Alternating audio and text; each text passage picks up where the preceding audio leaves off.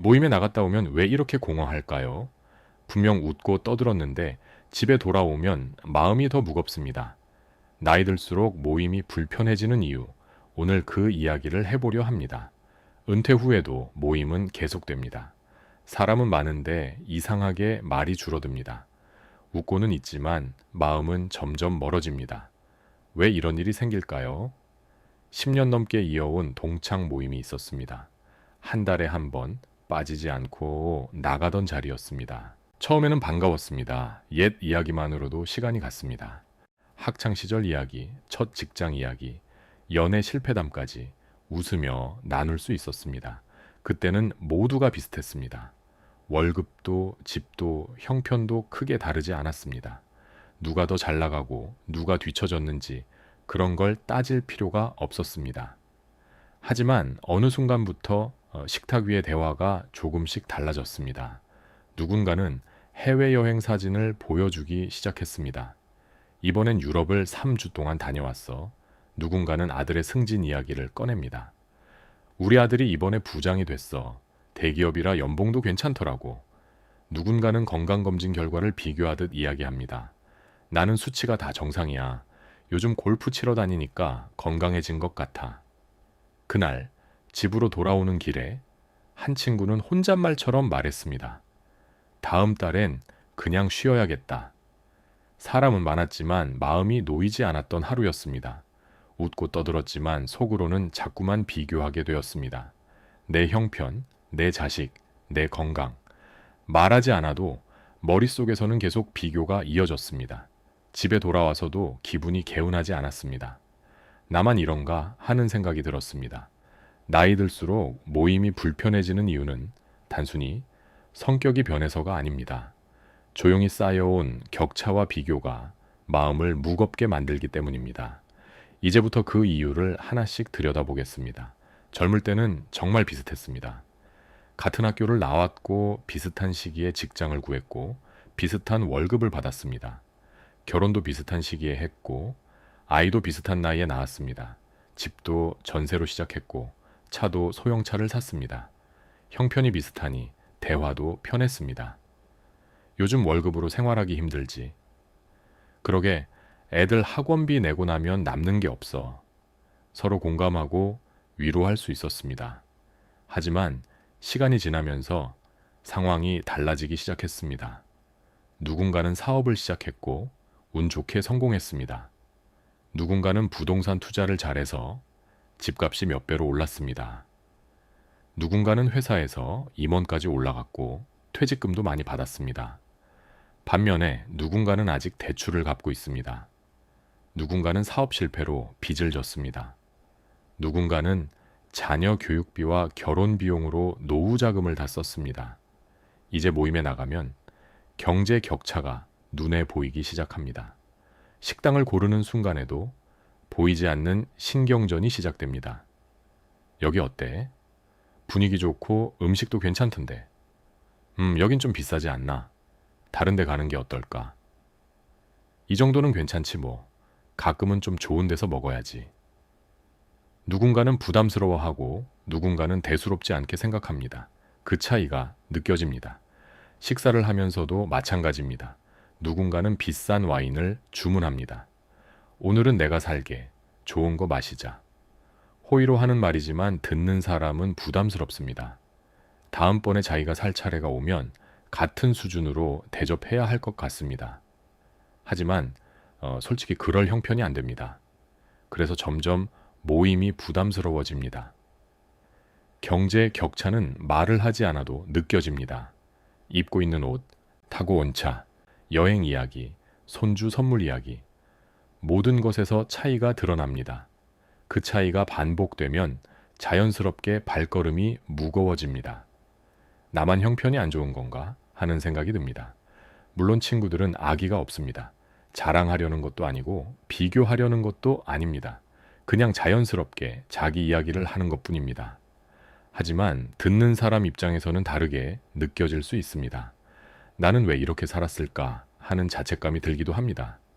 그래서 모임이 끝나고 나면 기분이 좋지 않습니다. 즐거워야 할 자리가 오히려 스트레스가 됩니다. 나이가 들수록 건강 이야기가 빠지지 않습니다. 모임만 나가면 누군가는 꼭 건강 이야기를 시작합니다. 요즘 무릎이 안 좋아서 병원 다니고 있어. 나는 혈압약을 먹기 시작했어. 당뇨 수치가 높게 나와서 걱정이야. 처음에는 서로 걱정해주고 정보를 나눕니다. 어느 병원이 좋은지, 어떤 약이 효과가 있는지, 어떤 운동이 도움이 되는지 유익한 대화입니다. 하지만 시간이 지나면서 건강 이야기도 비교가 됩니다. 나는 아직 건강해. 약 하나도 안 먹어. 나는 매일 골프 쳐. 체력이 젊은 사람 못지않아. 건강한 사람은 자신의 건강을 자랑스럽게 이야기합니다. 물론 자랑하려는 의도는 아니지만 듣는 사람 입장에서는 그렇게 들립니다. 아픈 사람은 위축됩니다. 나는 벌써 이렇게 늙었나 하는 생각이 듭니다. 건강 격차는 단순한 정보 차이가 아니라 삶의 속도 차이이기 때문입니다. 누군가는 등산을 다니고 골프를 치고 여행을 갑니다. 활발하게 움직입니다. 하지만 누군가는 병원 예약표를 들고 검사 결과를 기다리고 약 먹는 시간을 체크합니다. 같은 나이인데 사는 리듬이 완전히 다릅니다. 그 차이가 대화에서도 느껴집니다. 건강한 사람은 미안해집니다. 내가 자꾸 건강 자랑하는 것 같아서 미안해. 하지만 말을 안 하자니 대화가 끊깁니다. 아픈 사람도 불편합니다. 나만 아픈 이야기 하는 것 같아. 그래서 점점 말을 아끼게 됩니다. 건강한 사람끼리는 활동적인 이야기를 나누고 아픈 사람끼리는 병원 이야기를 나눕니다. 자연스럽게 그룹이 나뉩니다. 모임은 같이 하지만 대화는 따로 이루어집니다. 더 힘든 것은 건강은 노력만으로 어쩔 수 없다는 점입니다. 경제는 그나마 자기 선택과 노력이 영향을 미칩니다. 하지만 건강은 운도 크게 작용합니다. 평생 담배도 안 피우고 술도 안 마시고 운동도 열심히 했는데 암에 걸리는 사람도 있습니다. 반대로 특별히 관리 안 해도 건강한 사람도 있습니다. 그래서 더 불공평하게 느껴집니다. 왜 하필 나만 하는 생각이 듭니다. 젊을 때는 아이들 키우느라 바빴습니다. 서로 힘들다고 위로했습니다. 우리 애가 공부를 안 해서 걱정이야. 우리 애는 게임만 해. 비슷한 고민을 나누며 공감했습니다. 누구네 아이가 더 잘 나가고 누구네 아이가 뒤처지는지 그런 걸 크게 따지지 않았습니다. 아직 아이들이 어리니까, 앞으로 내 어떻게 될지 모르니까 비교할 이유가 없었습니다.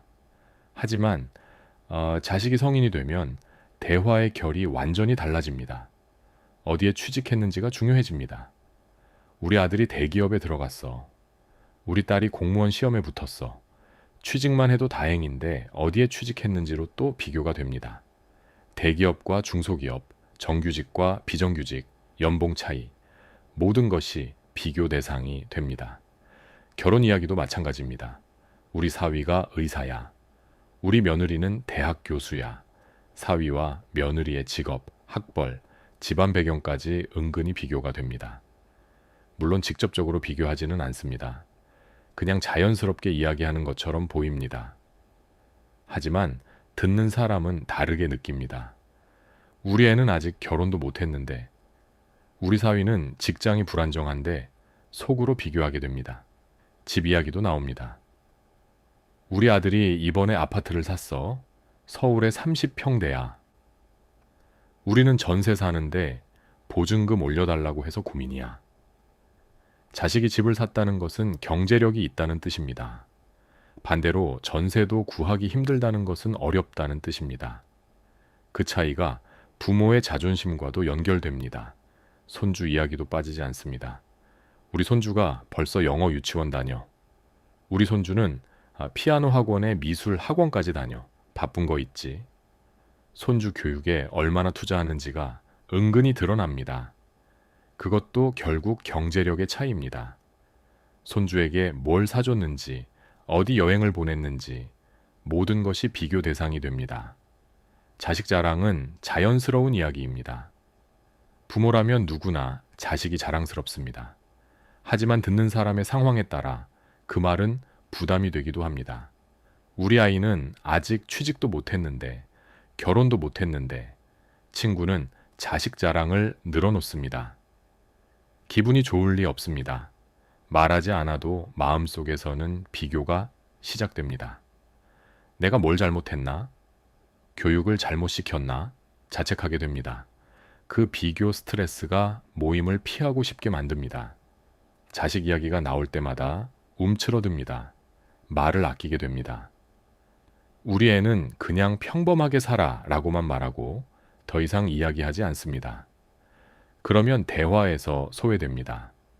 다른 사람들은 신나게 자식 이야기를 하는데 자신만 조용히 듣고만 있습니다. 그 시간이 점점 고통스러워집니다. 젊을 때는 같은 목표가 있었습니다. 직장, 자녀, 생계. 모두가 비슷한 고민을 했고 비슷한 목표를 향해 달렸습니다. 빨리 승진해야지. 애들 대학 보내야지. 집 장만해야지. 공통의 화제가 많았습니다. 그래서 만나면 할 이야기가 많았습니다. 서로의 상황을 이해했고 공감했습니다. 하지만 지금은 각자의 인생이 훨씬 다양해졌습니다. 누군가는 은퇴했고 누군가는 아직 일하고 있습니다. 누군가는 손주 돌봄으로 바쁘고 누군가는 여행을 다닙니다. 누군가는 건강 문제로 병원을 다니고 누군가는 새로운 취미를 배웁니다. 삶의 방식이 완전히 달라졌습니다. 공통 주제가 점점 줄어듭니다. 관계는 이어져 있지만 속으로는 고립감을 느끼게 됩니다. 만나서 밥을 먹고 이야기를 나누지만 깊은 대화는 하지 못합니다. 서로의 진짜 고민을 나누지 못합니다. 요즘 어때? 라고 물어도 그냥 그렇지 뭐 라고만 대답합니다. 더 이상 속마음을 나누지 않습니다. 왜냐하면 상황이 다르니까, 이해받지 못할 것 같으니까, 말해봤자 소용없을 것 같으니까. 그 결과 겉으로는 친하지만 속으로는 멀어집니다. 오랜 친구인데 오래 알고 지낸 사이인데 정작 중요한 이야기는 하지 못합니다. 형식적인 만남이 됩니다. 의무적으로 나가는 자리가 됩니다. 빠지면 서운해할 것 같아서 나갑니다. 진짜 가고 싶어서가 아니라 안 가면 안 될 것 같아서 나갑니다. 그러니 모임이 즐겁지 않습니다. 사람은 많은데 외롭다. 이 말이 딱 맞는 순간입니다. 테이블에는 10명이 앉아 있습니다. 웃고 떠들고 있습니다. 하지만 마음은 연결되지 않습니다. 겉으로만 친한 척하는 것 같습니다. 집에 돌아가면 공허함이 밀려옵니다. 나만 이런가 하는 생각이 듭니다. 다음 모임이 기다려지지 않습니다. 오히려 부담스럽습니다. 실제로 많은 분들이 비슷한 경험을 합니다. 60대 초반의 한 남성은 이렇게 말했습니다. 20년 넘게 나가던 동창회를 그만뒀어요. 처음에는 미안하고 죄책감도 들었는데 그만두고 나니 오히려 속이 편하더라고요. 나갈 때마다 스트레스 받고 돌아오면 며칠 동안 기분이 안 좋았거든요. 이런 이야기는 결코 특별하지 않습니다. 많은 분들이 겪는 일입니다. 또 다른 분은 이렇게 말씀하셨습니다. 친구들이 자식 자랑을 시작하면 나는 아무 말도 못해요. 우리 아들은 아직 취업도 못했거든요. 그냥 듣고만 있으면 마음이 답답해요. 웃고 있지만 속으로는 울고 있는 거죠. 이런 감정 느껴보신 적 있으실 겁니다. 웃으면서도 속으로는 힘든 시간, 우리는 그런 경험을 합니다. 그렇다면 어떻게 해야 할까요? 모임을 모두 끊어야 할까요? 친구를 다 잃어야 할까요? 그럴 필요는 없습니다. 다만 관계를 다시 설계해야 합니다. 젊을 때처럼 많은 사람을 만날 필요는 없습니다. 나이가 들면 에너지도 줄어듭니다. 시간도 한정적입니다. 건강도 예전 같지 않습니다. 모든 모임에 다 나갈 수는 없습니다. 많은 관계를 유지하려 하면 에너지가 분산됩니다. 형식적인 만남만 반복됩니다. 깊이 있는 대화를 나눌 시간이 없습니다. 그러니 만족감도 떨어집니다. 차라리 모임의 수를 줄이는 것이 낫습니다. 정말 마음이 편한 사람, 진짜 이야기를 나눌 수 있는 사람, 2~3명이면 충분할 수 있습니다. 양보다 질을 선택하는 준비가 필요합니다. 어떤 모임을 줄여야 할까요? 나갈 때마다 스트레스 받는 모임, 끝나고 나면 기분이 안 좋은 모임, 비교와 경쟁이 심한 모임, 이런 모임은 과감히 줄여도 됩니다. 바빠서 못 가겠다고 정중하게 거절할 수 있습니다. 처음에는 미안하고 불편할 수 있습니다.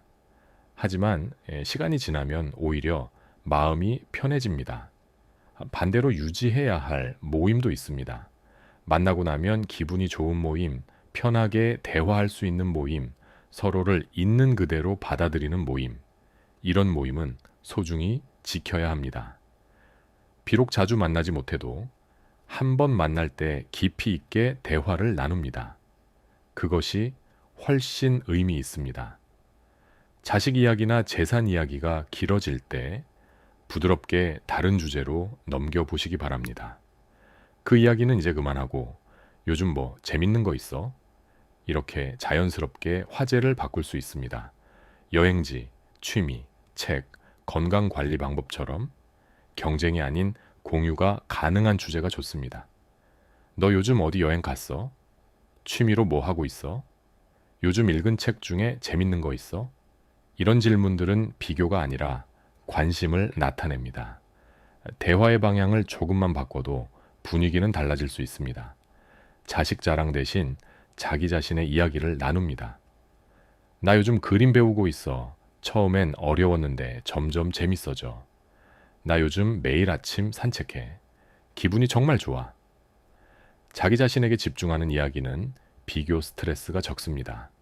서로의 삶을 존중하는 대화가 됩니다. 물론 쉽지 않습니다. 오랜 습관을 바꾸는 것은 어렵습니다.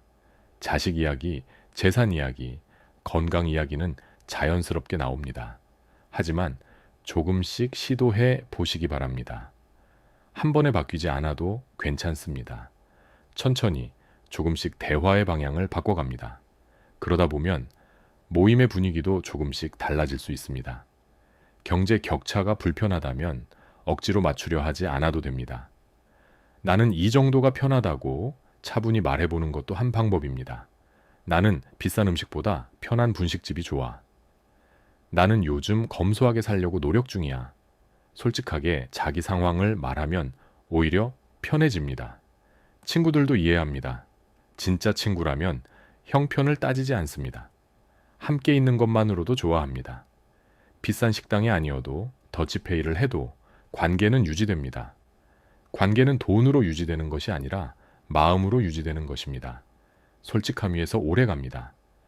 거짓으로 꾸미려 하면 오히려 관계가 무너집니다. 자신의 형편을 과하게 숨기지 마십시오. 나는 요즘 형편이 좀 어려워 라고 말할 수 있습니다. 부끄러운 일이 아닙니다. 누구나 어려울 때가 있습니다.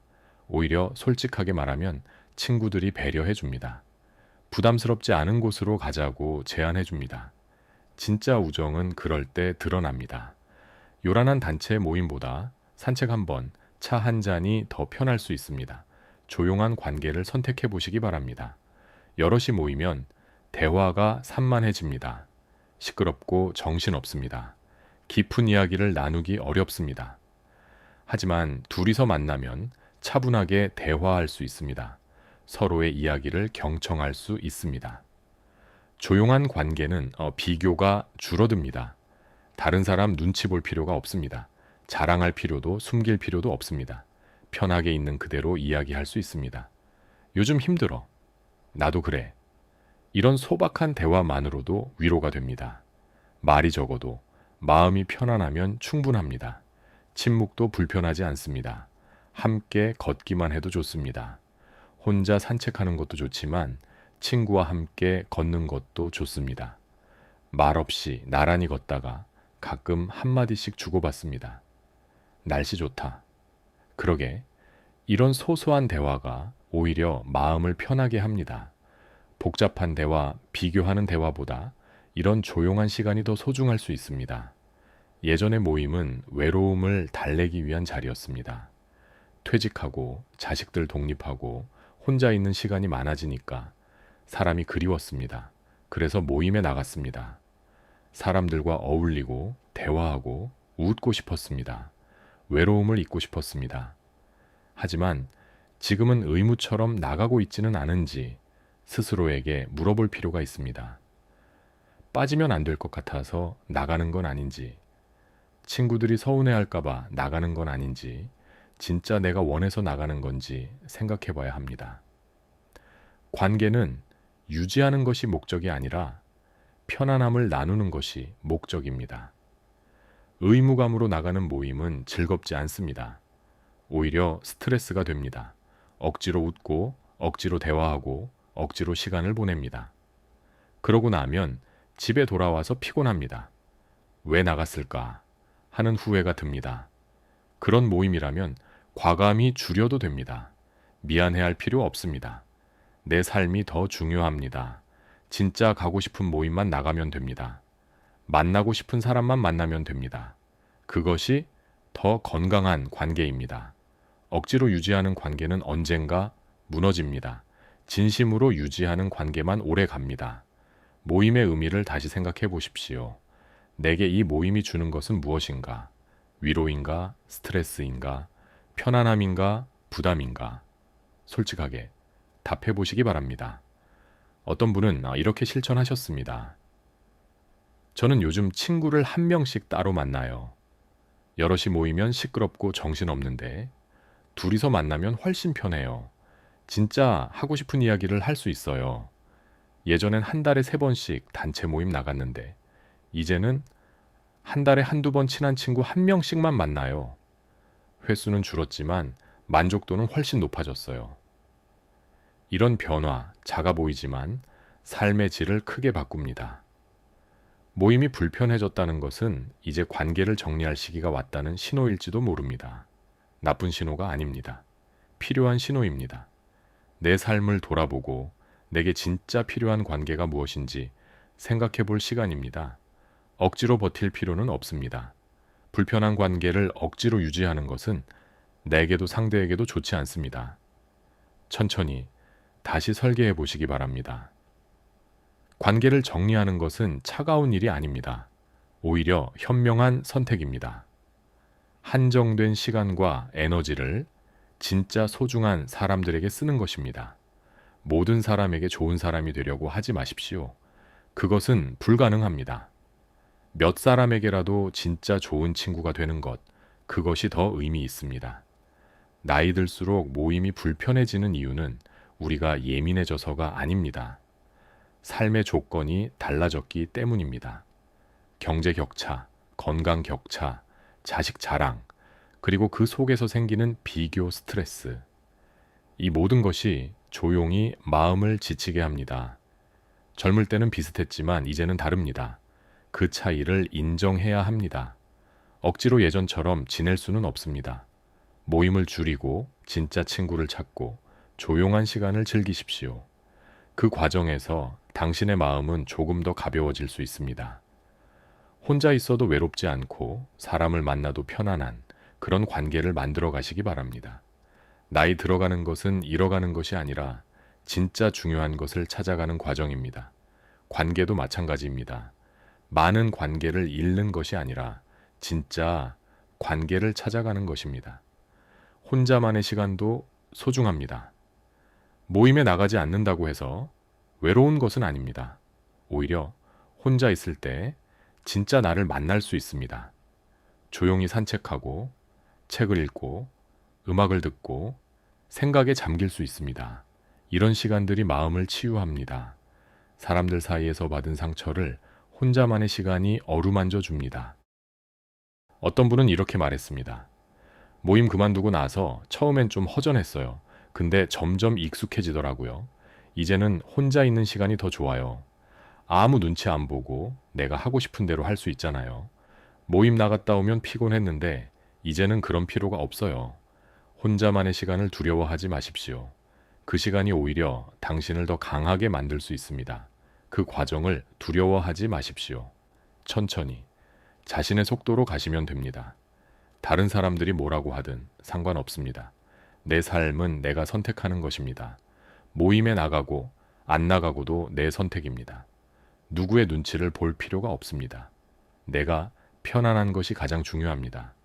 나이가 들수록 이것을 깨닫게 됩니다. 남의 시선보다 내 마음이 더 중요하다는 것을, 그것을 인정하고 받아들이고 실천하십시오. 그것이 진짜 어른이 되는 길입니다. 모든 사람과 친할 필요는 없습니다. 몇 사람만이라도 진심으로 연결되어 있으면 충분합니다. 양보다 질입니다. 많은 친구보다 진짜 친구 한 명이 더 소중합니다.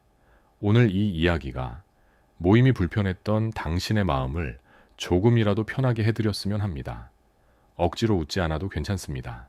내 마음이 편한 관계를 선택하는 것, 그것이 이 나이에 우리가 해야 할 가장 현명한 선택입니다.